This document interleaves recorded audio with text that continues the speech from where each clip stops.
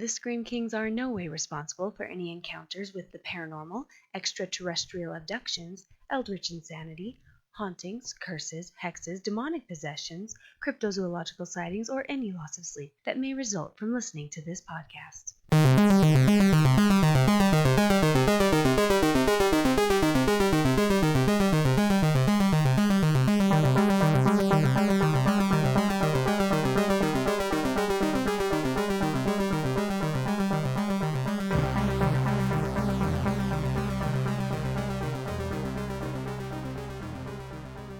Thank you for listening to Scream Kings. This is Max George.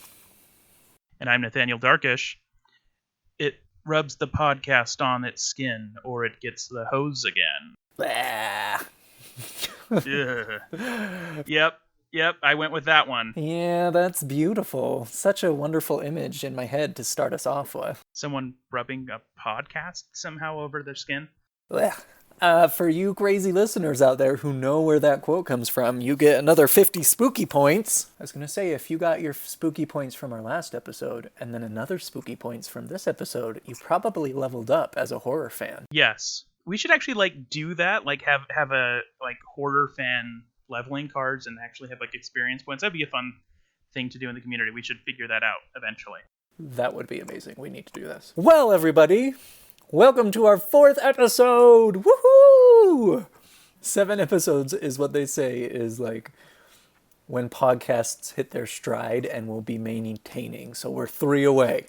Stay with us. I honestly think that we've continually gotten better and better, so I hope that we continue that upward trajectory so when we hit our stride, it'll just be amazing beyond comprehension. We got to go to FearCon, what was it, 2 weeks ago? What, last week? I don't even remember. Yeah, it was a week and a half ago. Yeah, crazy. But it was so much fun. We were able to talk to a lot of other podcasters. We met a lot of people in the horror community. We threw our business cards around like it was confetti, so hopefully we got some listeners from them. But overall, it was such a fun experience. Yes, yeah, we were pretty shameless. We would just leave our cards all over seats whenever there was a presentation or something. And it's true. Yeah, I wouldn't be surprised if a few of the event organizers kept seeing our cards and what? Who keeps doing this? But hopefully they picked up a card too. Yeah, I mean, hopefully it all works out. Seriously. Do you want to maybe go over your favorite part of FearCon, I guess? Yes. I would say my very favorite part of FearCon was just some of the costuming. I was really impressed by, for example, that Jack Skellington costume that we saw.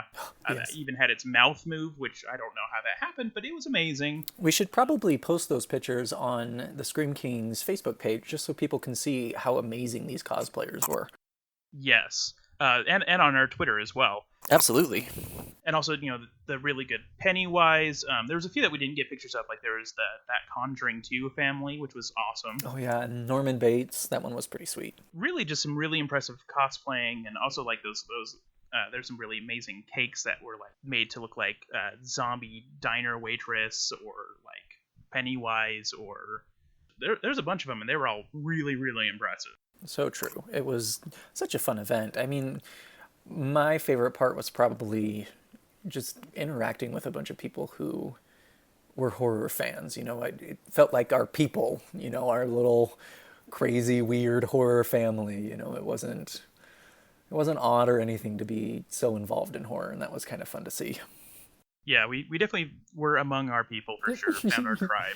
Yeah, and just for the audience, we were walking into the convention center, and it was kind of this natural homeopathic convention going on at the same time, and it was just so funny as we were walking through that convention. We turned the corner, and it was look at all these people dressed up as Freddy and Jason and Chucky. We have found our people. And a surprisingly high number of leather faces. Yeah, really. Yeah, it was a lot of fun, and also along the lines of last episode's topic, I actually got a little Necronomicon pin that says read banned books, and I thought that was the best. It was so fun. That was such a great vendor. He had all sorts of different soaps that he had made and scented them based on various scents that he thought would relate to horror movies, and I just thought that was super original. He was a cool guy. If you're listening, we gave him a card, so if you're listening, props. Yeah, for sure, for sure. And actually, mentioning the Necronomicon reminds me of a piece of interesting horror news that I shared with you the other day. Yeah. About Jason. Specifically, apparently it's been recently revealed through some interviews that the director of Jason Goes to Hell, that movie at one point included the Necronomicon Ex Mortis, like you see in the Evil Dead series. And apparently the actual implication of that wasn't just a fun little cameo. He actually meant to suggest very directly that Jason is actually a Deadite. Crazy. I thought that was a really fun little piece of trivia that has recently come out in the news. So Absolutely. All horror movies are related is the moral of that story. yeah, it's not just, the Freddy versus Jason versus Ash kind of stuff. Like there's even more connections than just occasional crossovers with people fighting. And while we're talking about horror movies, I think this is a good segue into beginning our episode that we're so excited because we're tackling, again, another one of your all-time favorite movies. And besides it being your all-time favorite movie, it is so good. It is one of the best horror movies out there, I think. Well, definitely the most lauded. For sure. It did sweep the awards.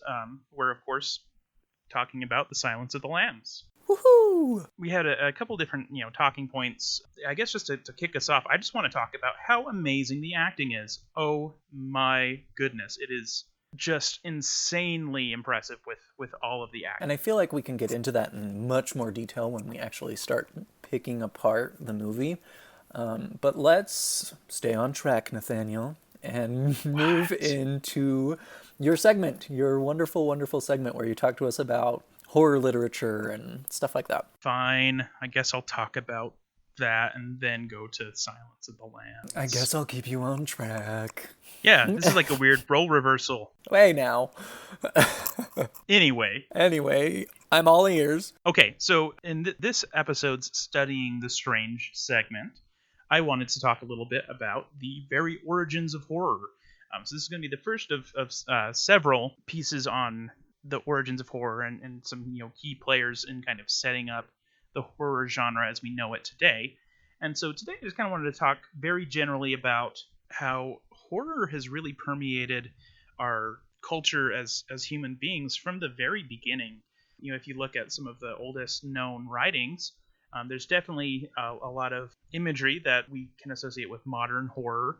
Lots of demons, lots of monsters, lots of horrific things all throughout ancient mythology, ancient Judeo-Christian beliefs. I mean, you find demons in stories of creepy crawlies even before the Judeo-Christian idea of a demon. I mean, demon comes from the Greek translation daemon, and so that idea has been around for a very long time, very long time. The Christians don't have a monopoly on demons at all. Oh, no, yeah. Definitely, you look at like ancient Sumerian myths or... Absolutely. Yeah. I mean, don't get me started talking about demons or we're going to be here all night. Yeah, but I mean, that's just one small point. You also look at a lot of, for example, ancient Greek mythology, and we have monsters like the Hydra and Medusa, and all of these things are all ancient ideas that do a lot to spread this basic concept of a monster. Now, we don't necessarily use a lot of those in a lot of modern horror movies today, but they kind of set the groundwork for, what a monster looks like, what a monster acts like, what it does. A lot of those would eat people or do horrible things to a person, like, turn them into stone or whatever. And a lot of those things, you can look at a lot of these mythologies and a lot of these ideas, and for the large part, it's really kind of this way of explaining the world, explaining, nature and man's purpose in life. And also, a lot of times, a lot of this kind of early horror served as cautionary tales. And that really is something that has really continued throughout all of time. If you look at most, children's cautionary stories, the Grimm fairy tales even, or, Mother Goose, a lot of those are really dark and twisted kind of stories because it's supposed to teach a lesson to children about how to interact with the real life dangers of the world. So it's really interesting to see that from the very beginning, there's stories about all sorts of really interested and kind of twisted things. Like I mentioned, with Grimm, if you pick an unedited version of Grimm fairy tales, you kind of get a little bit of the stomach churning kind of stuff. Guys coming and cutting off children's thumbs for sucking them, stuff like that. Well, I mean, even when you're talking about that, the thing that kind of comes to my mind is the story of the Pied Piper. There's this town that's, in distress. They need some help against this crazy onslaught of rats. This guy comes, he says that he can use his magic flute or whatever. I'm summarizing a lot of the story. It's a very detailed story if you get into it. He wants something in return. The town doesn't give him that. And so he goes through town, playing this flute, and it not only seduces all the rats, but it seduces the children, and he takes them. I mean, it's this mass kidnapping story about, for me, honoring your commitments and honoring your promises. And when I heard that as a kid, it terrified me because, this creepy man is going to come play his flute and lead all the children away. That's terrifying as a kid, No one wants to be kidnapped as a child. No one wants to be kidnapped as an adult. And that story just lays it out there. Yeah, I mean, and that would make a good horror movie today. Absolutely. And I mean, that's why we see to this day that a lot of these iconic horror monsters throughout pretty much all of film, a lot of them come from a lot of these very basic ideas of folklore. Not just speaking about, stuff like vampires coming from Eastern Europe, but, we have just tons and tons of these monsters that have, nursery rhymes associated with them or things along those lines. And every time it's going back to these old ideas that most of them go to how we teach our children about the world. So, I mean, that's really all I wanted to say this time around. Next time I'm going to probably start going into kind of the early influence of Judeo-Christian imagery and the belief system and its effect on horror today as well. So that's it for this round of Studying the Strange.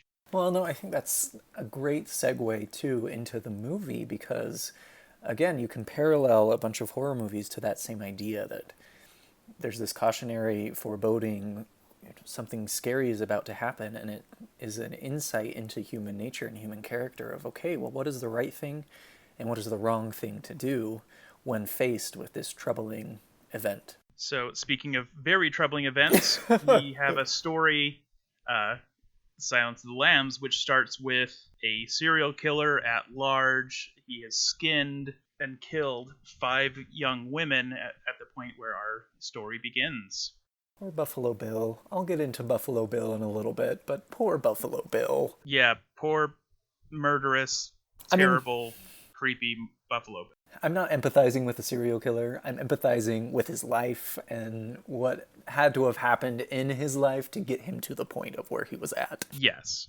So I guess, should we start off with Bill? I feel like it would be a disgrace if we started talking about Silence of the Lambs without talking about your second soulmate, Hannibal Lecter. Okay, we can start with Hannibal. Of course, there are multiple iterations of Hannibal Lecter throughout media, and we have him in book form, we have him in movies, and then also the very excellent TV show Hannibal. And this performance in Silence of the Lambs by Anthony Hopkins is amazing. Is extremely amazing. I mean, he has very, very little time on screen, and it won him Best Actor. He makes, he's so scary, he knocked he it makes out of you the park. pee your pants. It's ridiculous how good he is. Yes, and so I love this idea of Hannibal Lecter. And I like that he isn't the main villain, but regardless, he is so charismatic and so compelling as a character that he steals the limelight from the actual serial killer at large in the film. And I mean, he's in prison. He's so charismatic, too, in the movie that it almost makes you start to like him. He almost becomes a protagonist in some sense. Yeah. Oh, I mean, I think that's a reason why, the next book in the series, Hannibal, he became the protagonist. Right. He almost becomes a hero in a way, which is really messed up because, I mean, we'll get into that more later when we have our eventually planned all Hannibal episode extravaganza. Yes. Let's maybe take a second and rewind a little bit. Again, for our listeners, there's going to be spoilers. If you haven't seen Silence of the Lambs, please go watch Silence of the Lambs. It's amazing.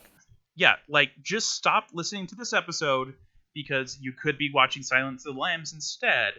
Watch Silence of the Lambs, bask in its amazing glory, and then come back and listen to us talk about it, which will be less entertaining, but still, hopefully, enjoyable. So the premise of this movie is we have Clarice Starling, who's played by Jodie Foster, and again, her acting is insanely amazing. She won Best Actress. So she is a new FBI, an FBI recruit, FBI participant, what? Trainee. Okay. Yeah, Clearly, I'm not a part of the FBI. Yeah, she is not an FBI agent right now. She is currently attending the FBI Academy, and she is just out one day doing a practice run on one of their running courses, and is pulled into the office of Jack Crawford, who is in charge of the behavioral psychology department of the FBI, and he has a task for her. Which is to start kind of investigating these serial killers, codenamed Buffalo Bill. We'll get into his kind of backstory and what's going on with him. But she's also assigned to kind of go and talk to Hannibal Lecter, who is in a high-level security unit. He is a very well-accomplished psychiatrist. He also is a cannibal. Yes, and he had been captured years before by another agent, Will Graham, and has been in this psychiatric hospital since then. At the very beginning, Clarice is just told, you just need to go and, get him to do this questionnaire. We're just trying to get more information about serial killers. She doesn't know that, basically this is trying to get some information, some help from Hannibal relative to finding this Buffalo Bill serial killer, who, like I said, had at the beginning of the film already killed and skinned 5 women. And so Clarice goes to this mental hospital, and I just want to take a moment and just talk about the scene of her getting down to Hannibal. He's at the brilliant. Deepest, most high security part of the prison, and the scene of her getting to him probably takes 5 minutes of screen time, and it's probably one of the very best ways to build up a movie monster of any sort I've ever seen. Yeah, it's just brilliant. Every shot in this movie was so well thought out and so well designed. It blows my mind. Yeah, and so, with this, you start out with just the head of the hospital, Dr. Chilton, who is the skeeziest medical professional ever. And I can't stand him. Face. Yeah, spoiler alert, it's suggested at the very end that Hannibal hunts him down and kills him, and I can't think of a nicer person for that to happen to. Anyway, we'll come back to that later. But basically, so you're getting after me for empathizing with Buffalo Bill, but you're all for Hannibal just cannibalizing Chilton? Yes. If any fictional character deserves to be eaten, it's Dr. Chilton. There's a whole issue of ethics that we could go into right here, but we won't, because the listeners have better things to listen to. Okay, fine.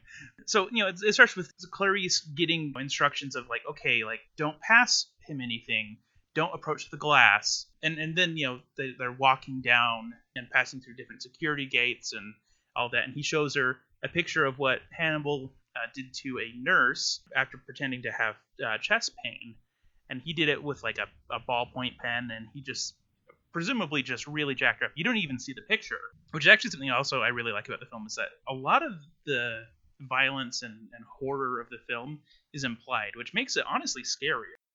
Yeah, I agree. I hate when horror movies nowadays just throw every single horror aspect right at your face. I mean, there's no room for the unknown, if that makes sense. They just don't leave the imagination to make up its own scare factor. Yeah, well, I think it's much scarier for us to kind of be guessing at exactly what's on that, little picture that Chilton held up, or things like that, than seeing the buckets of blood. The buckets of blood is gross, but it's not necessarily scary. This movie is scary, and so it just keeps making it more and more after being shown a picture of something that happened to a nurse, and Hannibal's heart rate didn't even go over, I think, 85 beats per minute or something like that while attacking her, which is terrifying in and of itself. Then we have them, going through even more security and even more security. And it just, is going on and on and on for like 5 minutes. And, it doesn't feel awkward to watch or boring or anything like that. It just makes it more and more tense. I was just going to say, I feel like the movie itself really holds on to that idea of being tense the entire time. I think that's one of the best things about this horror movie is you never feel comfortable watching it. There's never any moment where you're like, oh, okay, I can take a break right now. It just grabs you by the heart and does not let go. And I think that's a real testament to its scaring ability. You're already tense because he's at this bottom of this giant pit, basically, of this hospital. And, you finally get to the final security gate. Chilton leaves. And, then it's just, a couple of orderlies who are, these huge buff guys. And, they're being encouraging and sweet to Clarice. But they're also, kind of reiterating, like, don't, approach the glass. Like, you have to be safe. You have to be careful. And so then Clarice then walks by everyone else on that same row. And, they're, screaming and whispering really unspeakable, awful things to her and all of that. And then you finally get to Dr. Lecter. And he is standing there being very calm, poised. And from the very beginning, he's a gentleman. And suddenly, like, that just makes you realize just how dangerous he is. Because he can afford to be a gentleman because he's not some gibbering insane person. His insanity or whatever he has is so under control that Hannibal can stand there and be polite or rude when he wants to be. And his scare tactics are basically just by getting into your head. And it's such a good scene. I love that scene. Well, and I think this is, again, another testament to the prowess of how scary this movie is. Because, I mean, if you hear that you're going to watch this movie about this cannibal and another serial killer, I mean, you already have those kind of stereotypes of this cannibal is going to be this insane person, speaking gibberish or just violent to be violent. And kind of all of these ideas already floating in your head. And when you meet Dr. Lecter for the first time, it throws all of those out the window. He's a reasonable guy. He talks to you. He's very, affluent in the way he talks and everything. And it just kind of messes up your head. You don't know what to think about him. He's a cannibal. He's a serial killer. But he's also very professional. He's very courteous. He's very dignified. There's a sense of regalness to him. And it messes with you. And Anthony Hopkins just pulls it off so good. So good. Yeah, and I love that, like, every syllable is pronounced very precisely. Oh, yeah. Like, he is a man without conventional flaws. I mean, in the eyes of the world, he's a monster, but he doesn't have time or interest in being a sloppy, insane whatever. He wants to be respected for his genius, and he will not drop the mask of being a genius at any point. Right, and I mean, we've kind of already talked about how well these actors are doing. They just kind of eat up the roles. I think it's so brilliant. We've made a lot of reference to a lot of the scares in this movie are just kind of implied. They don't come out and say it.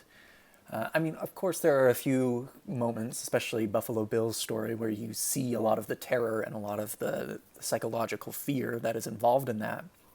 But a lot of, the scariest moments between Clarice and Hannibal are very subtle, very calm. I mean, for me, the scariest part of this movie is when Clarice is telling Hannibal about waking up, hearing the slaughtering of the lambs. It's just so intense and so real and so visceral that it gets under your skin.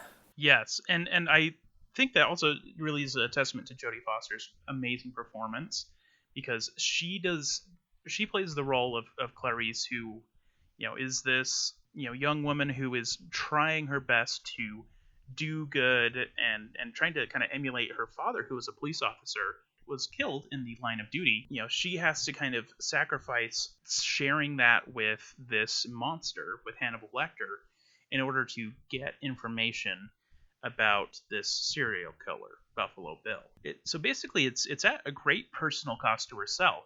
She has to be totally open and frank with this man who is known for getting people inside people's heads and messing them up. I mean, he basically convinces one of the other patients in the hospital in the cell next to him to kill himself in the middle of the night for something he does to Clarice, which is specifically masturbating and then throwing the semen at her face. Right.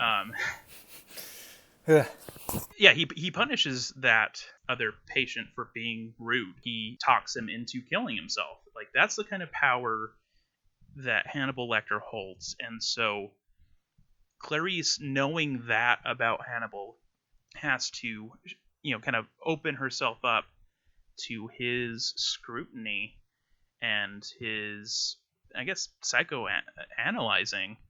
And that is a scary thing to do. And really, all of this is just happening in like the first 15 to 30 minutes of the movie. There's so much more that we could go into, shot by shot, scene by scene, of how well crafted this movie is. It's such a wonderful piece of art. Do you want to just kind of give us a real quick synopsis of the rest of the movie so we can talk about, the backstory of Buffalo Bill, and talk about how, cannibalism is kind of a hallmark of this movie, but not really. Yeah, the gist of the story from here is that Hannibal provides some clues to Clarice over time, and in exchange for providing these clues, ends up making a deal with a senator whose daughter has been taken by Buffalo Bill in order to get moved to a different hospital that actually has a view, that's maybe a little bit lighter security. And so that's kind of what's going on with Hannibal. And then basically as a result of some steps during the transfer process, he ends up escaping. And of course that also involves him, cutting a guy's face off and wearing it over his own, and all sorts of fun, iconic little bits. But then in the kind of the main A storyline, Clarice is, following these clues relative to Buffalo Bill, whose real name is James Gum. And basically Buffalo Bill has, like I mentioned, kidnapped the daughter of a senator and has her down in a well in his basement. And he's trying to, he finds girls that are a little bit bigger, so that way he can starve them, and then it loosens up their skin so he can cut off their skin, and he's making a woman suit. He believes that he is transsexual, and we might get into that in just a second in a little bit more detail, because I know that that's something that has gotten some criticism about the film. But it's basically said that he believes he's transsexual, but he's actually not. But he's making a woman suit. Right. I mean, from the research that I've done, especially in Buffalo Bill, a lot of the trauma of him growing up, I mean, his mom, in the book, it talks about how his mother misspelled his name on his birth certificate, Yeah, that's why his name is James, not James. Right. I mean, it talks a lot about how he was not born a criminal, but made one after years and years of systematic abuse. Yes. And so this has created some, really intense emotions inside of, dysphoria of who he is. Is he, does he feel like he needs to be a woman, or does he want to strip himself of masculinity because he sees the male image as inferior to the woman's image? And I mean, that's a lot of the controversy. We can get into it a little bit later. I have a lot to say about it. We'll get back to that really quickly. I think finished hitting the main points of the plot, and then let's dig into Buffalo Bill. Clarice looks at the evidence, and after some kind of prompting from Lecter just before he escapes, is able to look at the evidence and realize that the first victim was probably someone who lived close to the serial killer, because he actually weighed her body down, try to hide her, while the other victims, they just kind of floated down rivers or whatever. And so, there seemed to be a special significance to this woman. And so Clarice goes to that town and is investigating, and actually runs into Buffalo Bill while doing her just kind of rounds of investigating and talking to people, and realizes as she goes into his house, and he's supposed to be getting her a card for somebody just to assist with her investigation, and she sees a moth, which the moth cocoons had been shoved down the throats of the different victims, and it's a very unique kind of moth. It's a death's head moth, which is from Asia, and so she sees one of those flying around and realizes, oh, this is the place, and then it kind of results in a final showdown in which Bill is killed, and the girl, the senator's daughter, is saved. Right. And then, again, cut to Hannibal in Costa Rica hunting down Chilton. Yes, he escaped. Yes.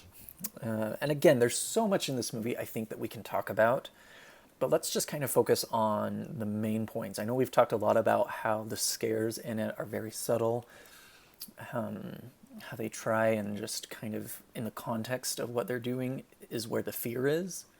Mm-hmm. And again, I just want to comment on how cannibalism is such a highlighted feature of Hannibal Lecter. However, in this movie, it's hardly even touched upon, which I think is brilliant. Yeah, basically, really, we hear Clarice say, in an exchange that, Hannibal says, well, I didn't keep trophies, when trying to figuring it out what the significance of skinning the women had to do. And then Clarice says, no, you ate them. And then also just, the famous line about eating a census taker's liver with fava beans and a nice Chianti. Yes. Ugh. It every time it seems almost so silly, the noise, but Anthony Hopkins just nails it. I don't know what he does, but he's amazing. And so again, I think that I keep saying and again and again and again. I'm sorry, listeners, but again. The real scare in this movie, I think, revolves around what Buffalo Bill is doing. Yes. And like I mentioned at the beginning of the podcast, I feel sorry for him. I mean, he's a serial killer. Yes, I will not excuse the things he does. But like Hannibal Lecter himself said, he was not born a criminal. He was made one after systematic abuse. And I think that really is a hallmark feature in a lot of serial killers out there is... it's this idea of nature versus nurture. I personally don't believe evil is inherent to human beings. You learn how to become hateful, and you learn all those terrible things to do to other people. And unfortunately, it can completely mess up your brain chemistry, your neuroscience, because of all of this abuse. And it is so chaotic and so damaging to individuals. Definitely. And whenever I've studied almost any notable serial killer or cult leader or anything like that throughout real history, almost all of them have just really awful childhoods, and just have things in their lives that kind of push them to really just horrible actions later on in their life. And that definitely doesn't excuse what they do, but it does. Yeah, I think it is actually fair to say that you could feel sympathy for these really awful killers because, generally their life circumstances have been just insanely terrible. Well, it's bad. I think there's a deep pathos in kind of the psyche of Buffalo Bill, especially that is prevalent in today's society of this, heterosexual masculinity that a lot of, boys and men go through, that they have so much pressure to be a certain way. You have to not show emotion. You have to, not cry in front of others. You have to be the breadwinner for your family. There's all of these pressures, and sometimes those make you snap. And I think Buffalo Bill is such a good example of this. And I want to read something that Judith Halberstrom said. She's an author of Skin Shows, Gothic Horror, and Technology of Monsters. Okay. She writes a little bit about Buffalo Bill and kind of his gender confusion, sexual orientation, and all of that. And I think it is a good insight into the character. And she writes, "The case for Buffalo Bill's extreme violence against women lies not in his gender confusion or his sexual orientation, but in his humanist presumption that his sex and his gender and his orientation must all match up to this mythic norm of white heterosexual masculinity." I think that's brilliant because that's so relevant today that, we put all of these stereotypes and these gender stereotypes on individuals, and it's not healthy. It's not healthy at all. Yeah. I mean, if you look at something that he does, I mean, he obviously is very skilled at sewing, for example. Exactly. Which, is stereotypically associated with women. And so I find it really interesting that he has to do something that kind of defies this gender norm in order for him to transform himself into a woman. Exactly. He goes so far to avoid that gender norm that he becomes a serial killer and takes these beautiful women and wants to become them. Not because, he is transsexual or he is... That, to me, is not what Buffalo Bill is about. To me, what it's about is these gender norms that have broken this individual into something so chaotic. Yes. And I think it's also really interesting to note that if you look at how Buffalo Bill works as a serial killer, you can see really three main real life influences on kind of how he was built as a character. So specifically, like his tactics for luring in the women involve stuff like having difficulty putting furniture in the back of a car. I have a broken arm, that kind of stuff. And that's very much what Ted Bundy did. Right. And so there's that aspect, and then there's also the fact that he skinned his victims and tried to do things with the skin, which is Ed Gein, who is also the influence for Leatherface and the Texas Chainsaw movies, Norman Bates to an extent. Ed Gein is really a big influence on the horror genre, and then also a third person whose name I can't remember, but basically just it boils down to he had a pit in his basement he kept women in, which is really disturbing and is something that Buffalo Bill does. And I mean, a lot of the focus of this movie is on Hannibal Lecter, and Anthony Hopkins does such a good job. However, there are some terrifying scenes that Ted Levine, the actor who plays Buffalo Bill, does. I mean, primarily the scene with the senator's daughter in the pit, and the quote that we did at the beginning of this episode, his dancing to Goodbye Horses by Q Lazarus, putting on the makeup and other women's clothing, accessories, all of that. And it's terrifying. It's terrifying. This movie is so scary. Yeah, and I'm going to mention my scene actually scares me the most is actually one of the Buffalo Bill scenes. It's actually just that final showdown with Clarice. Oh, yeah. Because, she's looking for him in his house. He, ran away, and she's basically going through this kind of labyrinthine basement, room by room, and, she's breathing heavily. She's, very panicky, and, she kicks open each door and, has her gun out, and basically, while she's searching, after she finds this dead body in a bathtub, presumably of the lady who actually owned the house, she suddenly has the lights go out, and then we have the scene basically through the eyes of Buffalo Bill looking through night vision equipment as he slowly approaches Clarice. He almost strokes her hair, and yeah, and then he almost shoots her. Or he shoots but misses, and she shoots and kills him. And that scene is so tense, just so insanely tense. Like it's for me definitely the scariest scene, and just his performance as Buffalo Bill really should have earned him some awards as well. But alas, it just swept the awards in every other way. Best really picture, best director, best adapted screenplay, best actress, and best actor. But, whatever. So we've talked a lot about the movie. And just kind of to wrap up, what do you think that Silence of the Lambs, what does it do that other horror movies nowadays don't do? Or just kind of what is your general impression of this movie? I know we've kind of already gone through it all, but as your final comment, Nathaniel, what does this movie do that other movies don't, and what makes it such a good movie? I think what makes it so good is that it's a few things. It takes its time. It lets the tension build naturally, like as you're watching it. It lets the actors really, fall into these roles and live and breathe. And it gives us real life monsters to be afraid of. There are really people, like I mentioned, by name, who have done these things. And so the idea of Hannibal Lecter or Buffalo Bill is realistic, and that's really terrifying. And a lot of times it gets shelved, as a thriller or a suspense movie or something like that. But regardless of what you call it, it's terrifying, and it's definitely a horror film for that reason. But it's something that can happen in real life, and that is, I think, what makes it so scary at the end of the day. I agree. I mean, my kind of interpretation of the movie and why it's so scary is very similar. We talked a lot about Buffalo Bill and how these, societal pressures kind of made him snap, and the abuse he went through in his life kind of twisted him into a serial killer. That happens nowadays. I mean, look at all of just the shootings that have happened in the last year.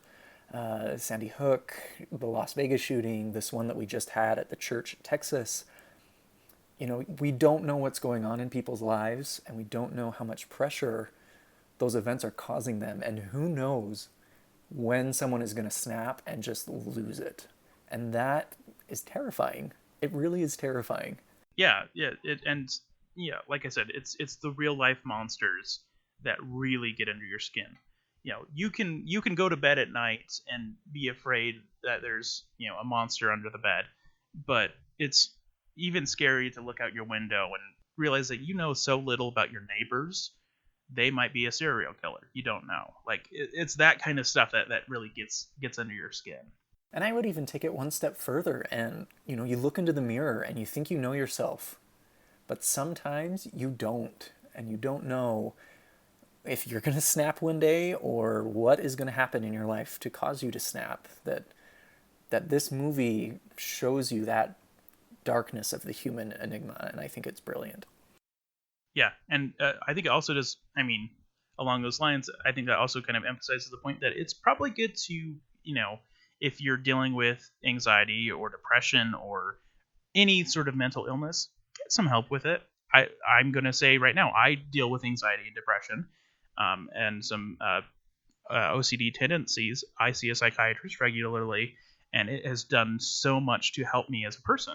And so definitely, if I can have any good come from this podcast, it's that people need to take care of their mental health.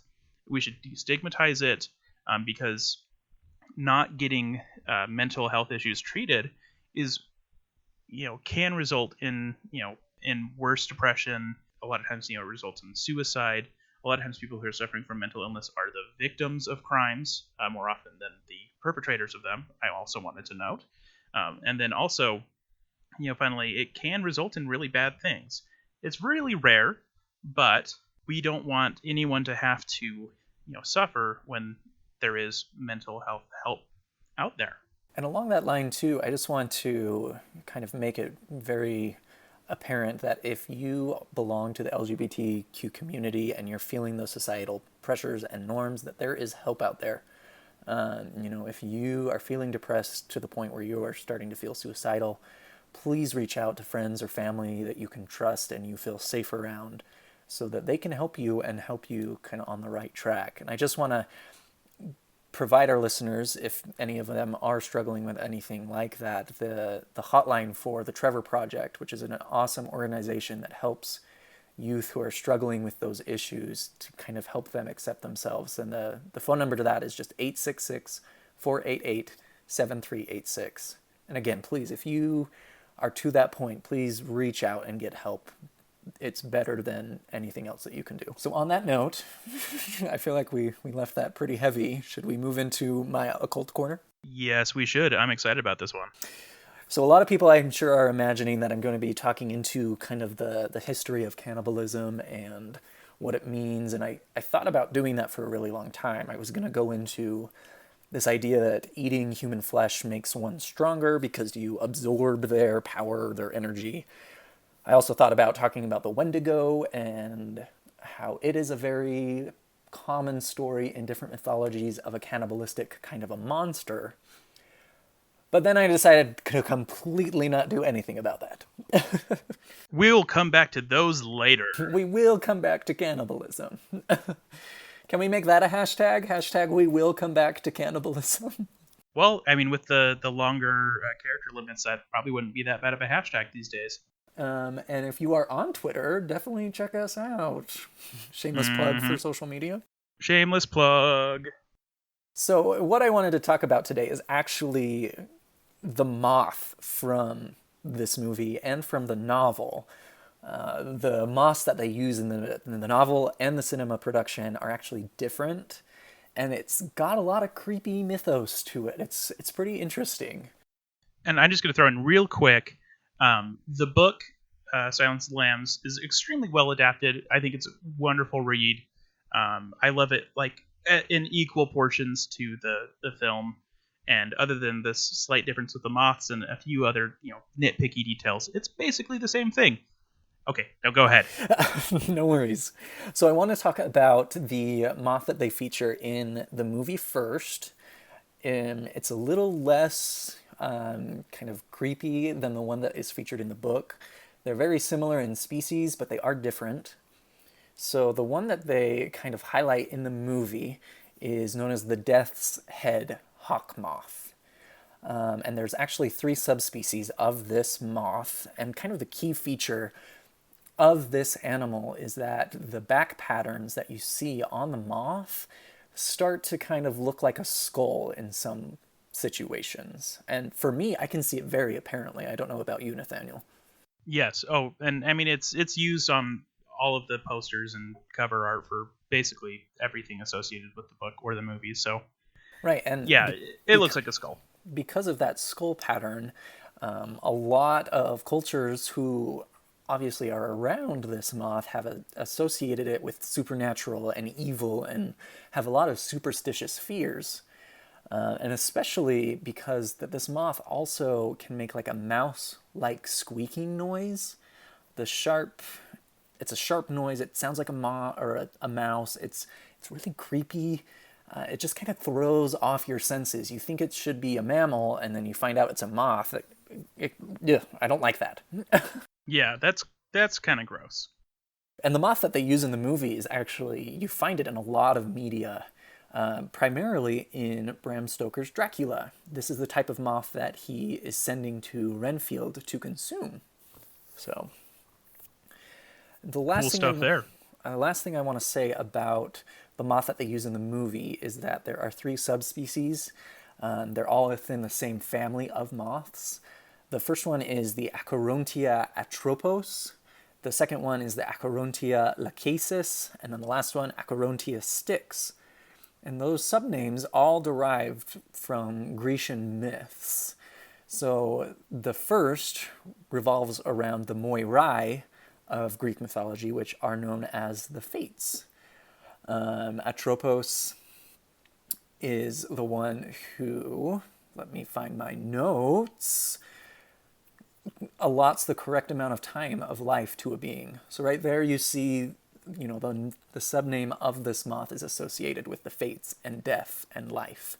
The second one, the Archeron of these, I'm probably butchering these names, and I apologize to my listeners if any of them are fluent in Greek. Isn't that a tributary of the river Styx? Exactly. And of course, the last one is Acherontia Styx, the famous river of the Grecian idea of hell, Hades. And again, so all of this is referring to kind of the mythos of this moth being associated with death. Mm-hmm.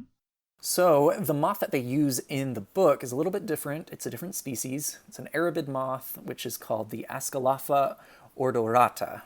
And it's commonly known as the black witch moth. A little spooky there. Mm-hmm. And females moths of this species can grow about 17 centimeters, which is gross. They're huge. You hold it in your hand and it almost covers your fingers. It's so gross. I don't like moths. So it's probably more gross to me than it is to the rest of humankind.